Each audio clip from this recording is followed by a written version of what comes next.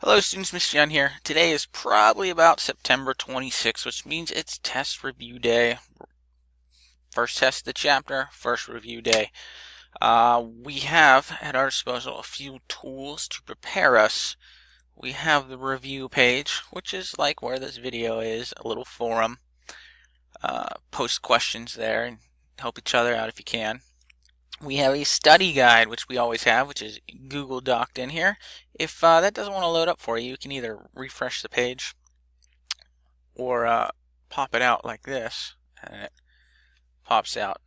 And you have viewing rights only for that. But if you can answer all these questions, you're probably in pretty good shape. In fact, you'd be in excellent shape to ace the test, because I can't guarantee all of these will be on there, but as I mentioned, if you can identify everything from the study guide, you're going to be in good shape.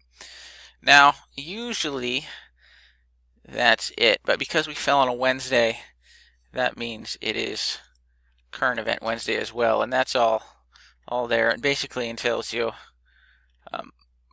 reading a news article and then writing 2 paragraphs about it. One paragraph summarizing it, and the other one why it's important to you. That is all that instruction is within there. So that's today. Here's a review, your study guide.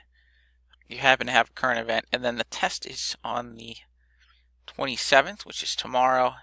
This test is 50 points. It's a mixture of matching, true and false, and multiple choice. So that's where it's at. If we take a look at it, how many questions are there? 18. 18. Yeah, those vocabulary matching are worth a lot. So don't let the 50 points intimidate you. Nothing crazy on here. No trick questions. No essay on this test. It's the first one, so no essay question.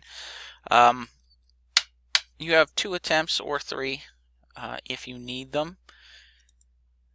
And that's really it. Good luck. Let me know if you have any questions. Otherwise, have a good day, alright?